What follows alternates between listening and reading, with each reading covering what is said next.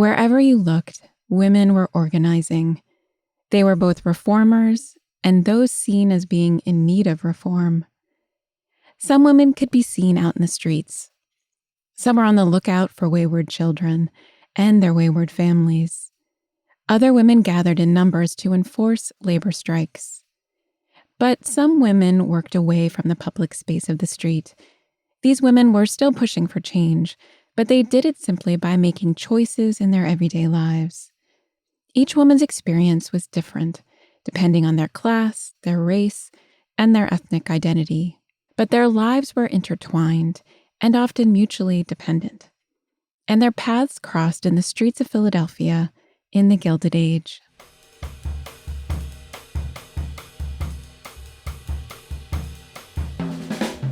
This is Found in Philadelphia, a podcast dedicated to telling the stories of Philadelphia's past so that we can better understand the present, because our history matters. I'm your host, Lori Almond. With each episode, I hope that you'll learn something new, see things a little differently, and be inspired to go discover some of this history for yourself, right here in the city of brotherly love.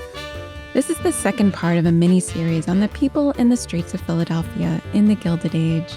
In this episode, we're going to take a deep dive into the different experiences of women in this period. And just a reminder that you can support the podcast by leaving a review and telling a friend to check it out.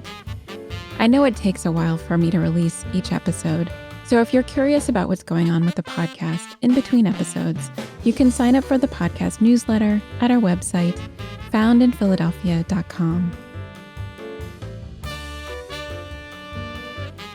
While I've been working on this series about the history of Philadelphia's streets, I've been on the lookout for stories about women. Of course, women were out on the street.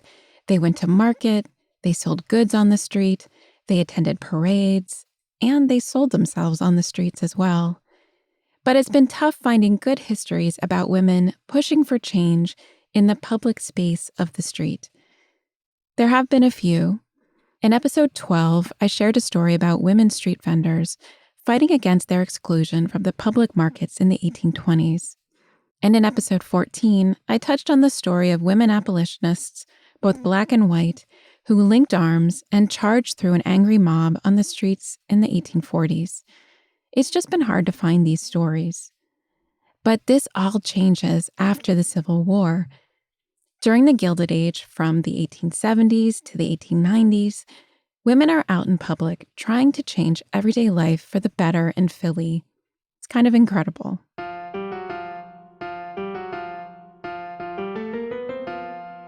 And the momentum for this change really comes from the Civil War. Many of these women had been active on the home front during the war. They were out nursing, volunteering, fundraising, making munitions, sewing uniforms, and fighting for civil rights on the streetcars. So after the war was over, these women were looking for ways to continue and expand their work. But as we learned in the last episode, in the Gilded Age, your perspective really depended on your class, your race, and where you were born. And of course, this holds true for women as well. But despite this, women in the Gilded Age did seem to share something in common. Women from all walks of life were now pushing for change. They wanted to improve conditions in their daily lives, and they tried to do so in ways that made the most sense to them. Unfortunately, the women of the Gilded Age were not united. These women pushed and pulled on each other. Sometimes they supported each other, and sometimes they undermined each other's efforts. In their own way, these women were all trying to make things better in a world where only men could vote. Let's talk about middle-class women as reformers of public space in the Gilded Age, because they had a pretty complicated relationship with the streets. Many of them had been raised with the belief that the street was a dangerous place. It corrupted. If a woman was out on the street, she was under threat from immoral influences. Bad things happened on the street, so if you spent time there, you would eventually turn bad yourself. But after the Civil War, middle-class women were out in public in the streets more and more, and they were concerned about the state of the streets they navigated. They increasingly felt that they had a duty to clean up the streets of the city. Most middle-class women still agreed that women were best suited to a home-like environment. They just felt like the city outside of their doorstep could be made more home-like to accommodate them. And women thought they were perfectly suited to make the city as clean and well-functioning as their own homes. As the British activist Josephine Butler stated in 1869, quote, "We need the extension beyond our homes of the home influence." This movement is known as the municipal housekeeping movement. It was an effort to instill order in the chaotic 19th century city and make its streets more comfortable, more safe, and less sinful.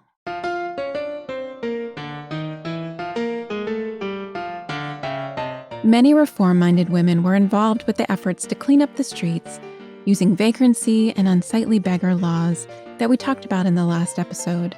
But women reformers felt that they had a particular responsibility to deal with the problem of children who were out on the street, especially those that worked there, and especially young girls. As we discussed in the previous episode, middle-class families in the Gilded Age kept their children close to home well into their teens, while most working-class families relied on their children going out to work by their mid-teens. But when times were hard, which was more often than not in these years, very young children from poor and struggling families were sent out to work too.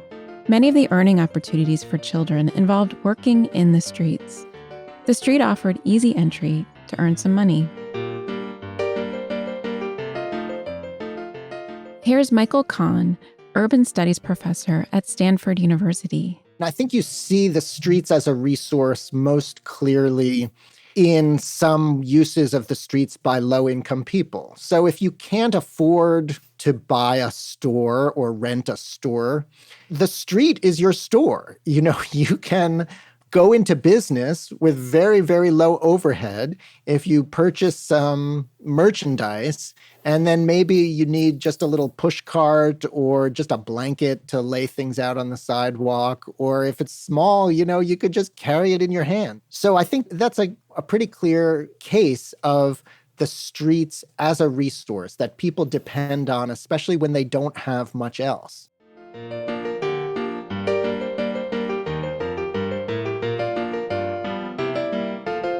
Children were everywhere on the Gilded Age streets. Young boys hawked newspapers on street corners and shined shoes. They were sent out to run errands. Some swept the sidewalk.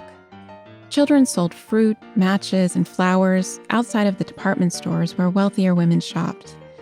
On downtown streets, kids worked for money as organ grinders, acrobats, and musicians. Children also scoured the city for scraps of coal or wood to heat their homes. And children could be found begging on all of Philly's main streets. For the poor, the extra income these children earned helped them make ends meet, or maybe even climb out of poverty. But to the middle class, this looked like neglect. They saw children being sent out of their homes to earn money for the family in the dangerous streets.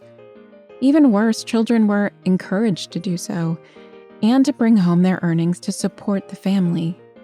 In their minds, children should have been protected by their families from the criminal influence of the street. Because the street was the main problem, most middle-class reformers in this period didn't seem to mind that many children worked long, long hours in factories. In fact, reformers were clear that they preferred children to work in a factory than be out on the street. So child labor was not the problem. The problem was children on the street. In the 1870s, middle-class reformers organized to protect children from what they saw as neglectful parents. They founded the Pennsylvania Society for the Prevention of Cruelty to Children, and they focused on stopping children from working in the streets. They were particularly upset about girls selling things in the street. They believed that this was a gateway to prostitution.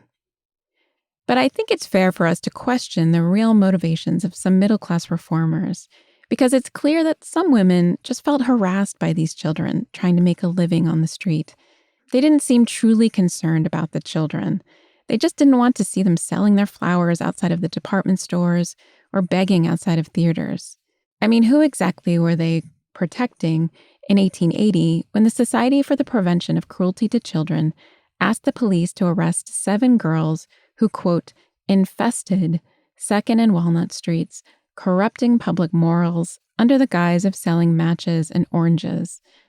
It sounds like they felt it was the public who needed protecting from the girls.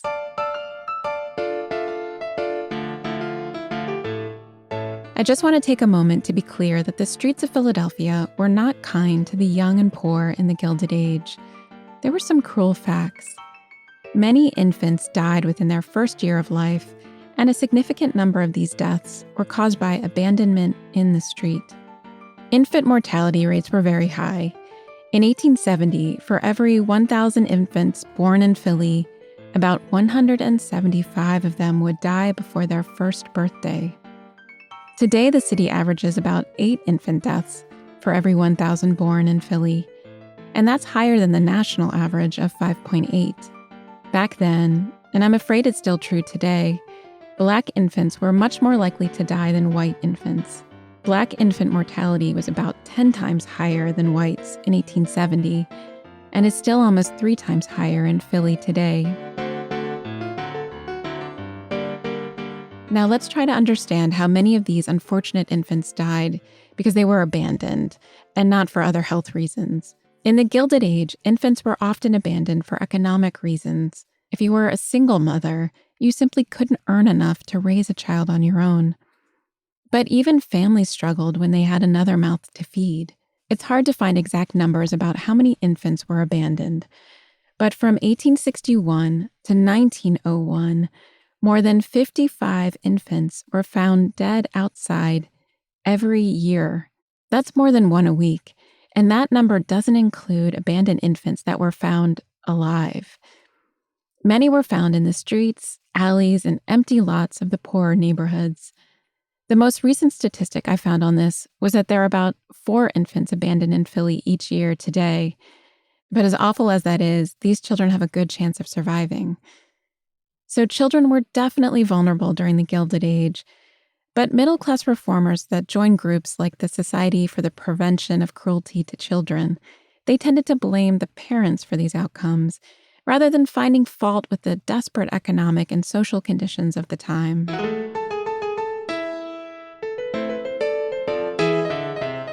The Gilded Age was an economic roller coaster in an era with no safety net. A lot of families needed help. Remember that there were a series of economic depressions, 1873, 1883, and again in 1893. In the Depression years, 20 to 30% of the workforce found itself unemployed or underemployed at some point. And when families reached out for help, reformers saw an opportunity to expand their middle-class home influence beyond the downtown streets and reach into the unhealthy back alleys of the city. Reformers, working with various private charities, could withhold aid if families did not meet their standards. They used charity as a way to reform the homes of the working class and the poor, which were the places they considered to be the root of the problem. And these reformers saw each request for assistance as an opportunity to instill their middle-class morals in the poor. The charity reformers saw part of their work as restoring the proper order of the family, with the man as the only breadwinner and the women as homemakers, dedicated to caring for the children. They were on the watch for signs of trouble at home: wayward children, neglectful mothers, and absent fathers. By 1879, Philadelphia had established a society for organizing charity to coordinate all of the various private welfare groups in the city. In 1880, it was estimated that 15% of the city's population had some sort of interaction with these charities in Philadelphia, though it's likely the number was even higher. One of the main reasons for creating the Society for Organizing Charity was to prevent poor people from applying for aid from multiple sources, because those who struggled to get by thought that, quote, working the charities was a legitimate way to provide for their families. By organizing, the reformers wanted to root out these people. The reformers felt that they could scientifically categorize people as either the deserving poor, those who were hard workers who had fallen on hard times, or the undeserving poor, those who were too lazy or drunk to work, or were just, quote, working the charities. Their task was to sort them out and only provide aid to the deserving. In order to get help, needy families had to submit to having their private lives scrutinized in order to determine if they were worthy. And many poor families didn't have much of a choice. They needed help, and private charities were pretty much their only resource. Because despite the clear need for more aid, the city actually cut its budget for relief for the poor during these years. The city was worried about a drop in tax revenue, so it pulled back on spending. So private charities run by the wealthy stepped in to provide the much-needed assistance. But the working class had their own moral code, and historians have shown that the people who sought charity, both black and white, did so for their own purposes, according to their own beliefs in what was right and wrong. They didn't take on middle-class values. These families took the aid, but refused the judgment. Poor and working-class women had a complicated relationship with the middle-class reformers. Sometimes working-class women worked as sort of informers, because the reformers relied on the testimony of neighbors to help them determine a family's reputation. In neighborhoods where much of domestic life took place on the street, everyone knew each other's business. And some women would report bad behavior to the charities. They did it to retaliate against their enemies, or even to bring wayward children under control. But women would also fall back on the charity when the situation was really bad, when there was serious abuse or long-term neglect. According to case records, it was common to find that children had been cared for by their neighbors for weeks or even months before the charity was called in. Neighbors helped out as long as they could before bringing in the reformers as a last resort. But women in the neighborhood could also act to protect friends and neighbors from the prying eyes of the reformers, attesting to their good character, or just refusing to cooperate and provide information, because the consequences could be severe for poor families who were found to be unfit. While clearly there was some agreement about what rose to the level of abuse, there was a large gray area about what was actually neglect, and this was open to interpretation. A woman who had to go out and earn wages but had no childcare was in a cruel bind. If she didn't work, her children might starve and the family be broken up. And if she did work, she risked being charged as a negligent mother and having her children taken from her. For this reason, many neighbors actively worked to thwart the charity workers. When the reformers entered a neighborhood, residents would cry out loudly in the streets, "Investigation!" People would swarm the streets, distracting the reformers and allowing the neighbors who were under investigation to flee. This was so common that agents began coming at night when families were sleeping to take away children. The charity really felt like a family's worst nightmare.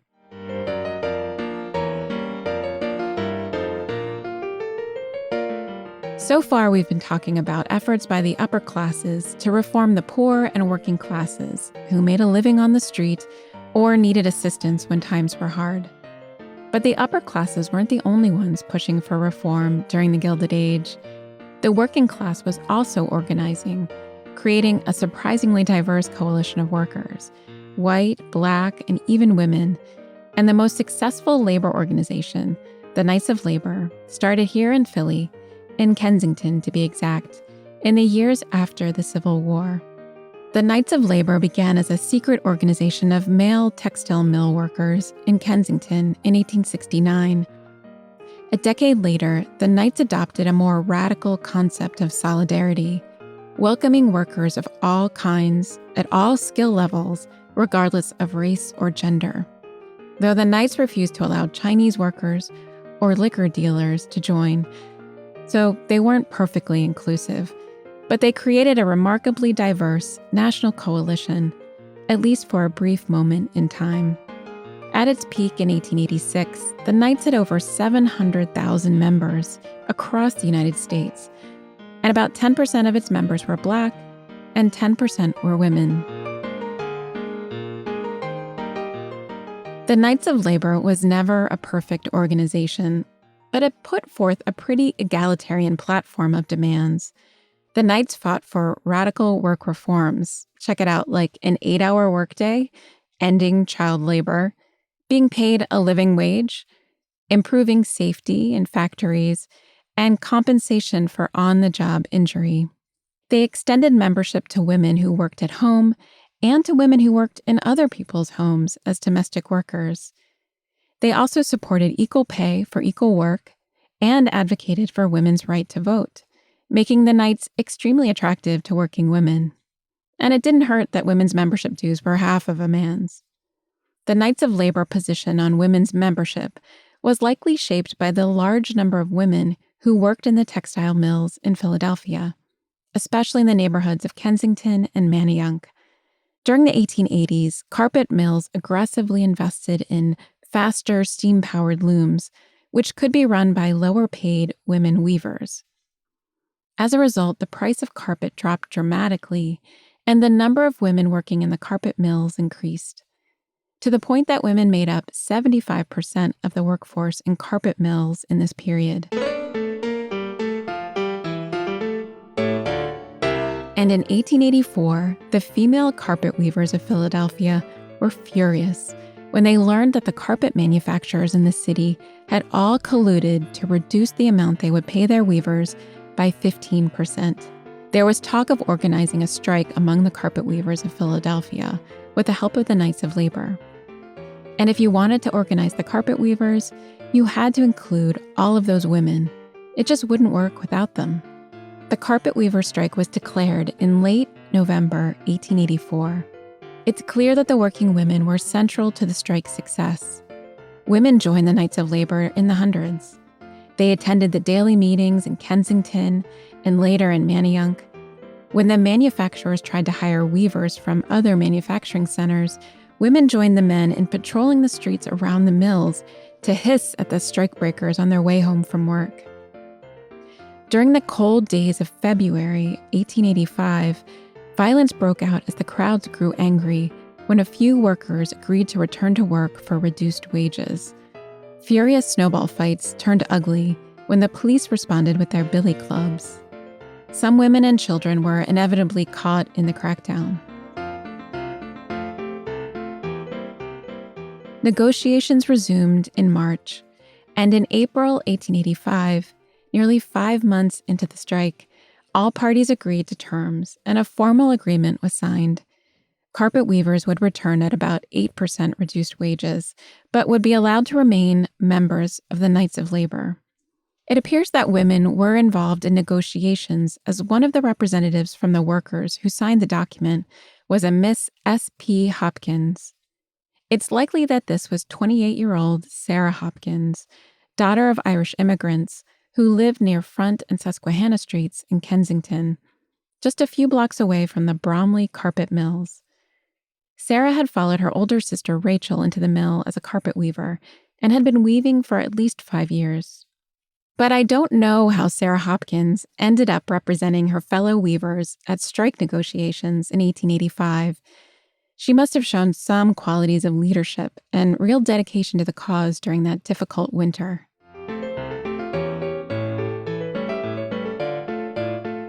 I just want to pause here and underscore the fact that the history of the fight for women's rights is remarkably diverse.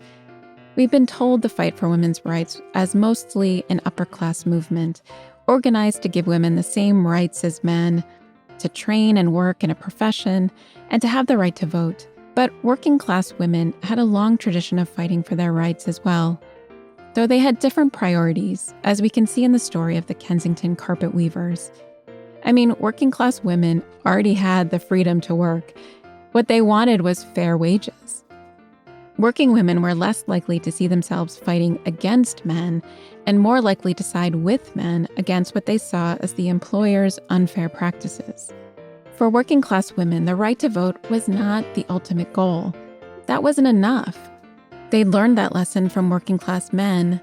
These men had the right to vote, but they still didn't have enough power to improve working conditions. Workers needed to stand together to combat the power of growing corporations and concentrations of wealth. Women working in factories wanted more than just the vote. They wanted respect, the ability to take care of their families, and the right to a fair wage, too. But there's one more group of women we need to talk about in the Gilded Age. These were the women who worked in other people's homes, and they've often been left out of the history of working women. And that's why it's so remarkable that the Knights of Labor included them. The Knights of Labor were one of the few labor movements of the 19th century that recognized all kinds of women as workers. They welcomed women who worked in factories, as well as women who worked at home, including women who worked as domestic servants. This was a sizable group of women. In large cities like Philadelphia, about 40% of working women toiled in someone else's home during the Gilded Age. And for a very brief moment, domestic workers of all races were welcomed into a national labor organization. Unfortunately, the Knights of Labor's success didn't last. It was much more common for women who worked as servants to be left out of the working women campaigns. They were overlooked by the middle-class women who were out collecting data on the numbers of working women. They just didn't collect data on women who worked in other people's homes, even though domestic workers cleaned the homes of these middle-class women, making it possible for them to go out and collect data in the first place.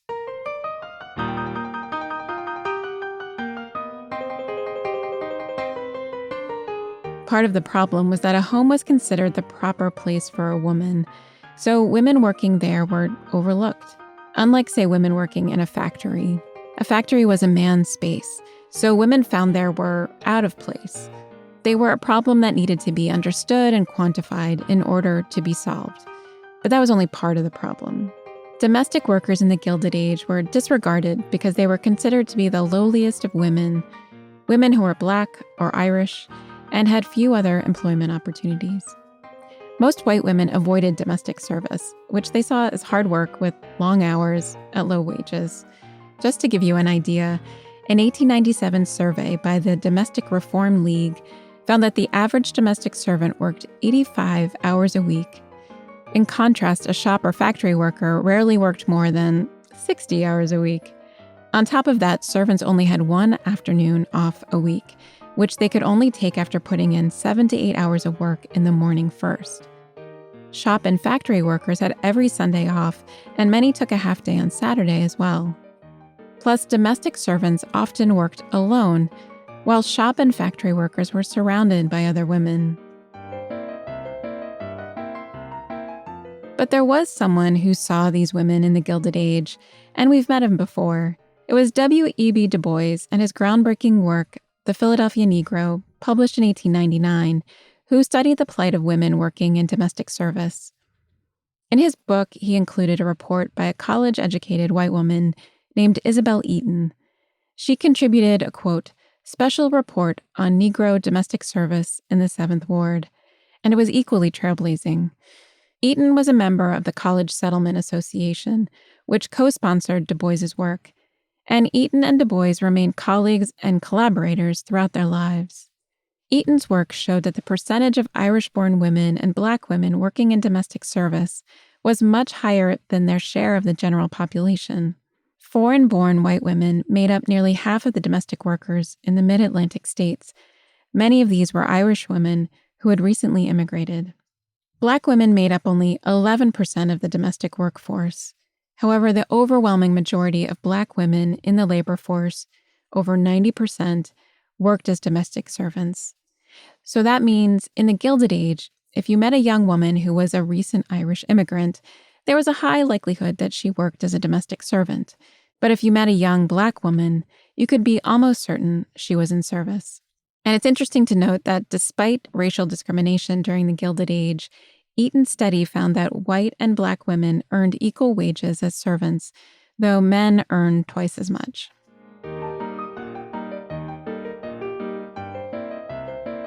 Throughout Eaton's report, there are signs that Black women in domestic service were working hard to improve their lives and the lives of those in their community, even if they didn't join the unions that grabbed the headlines.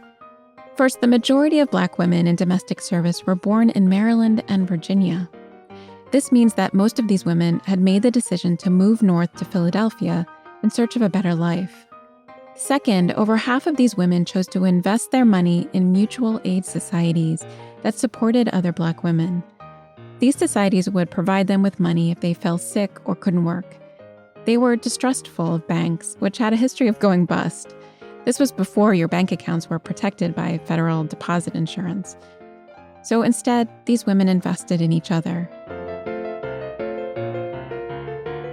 My last point, Eaton noted in her study that Irish women typically lived in their employers' homes, receiving room and board in addition to their wages.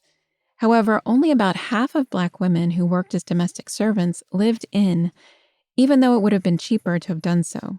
These women clearly chose to spend their hard-earned money on their own lodging. This gave them more control over their environment, especially during those vulnerable hours of sleep. And it also allowed them to have their evenings free. According to the study, the majority of the women spent their free time at church or doing church-related activities. Just under a third enjoyed that time resting at home, while a small percentage, only about 5%, went to dances, concerts, or shows. Though it's likely that number may have been higher. The women respondents would have known that they were being judged for going out to these public amusements.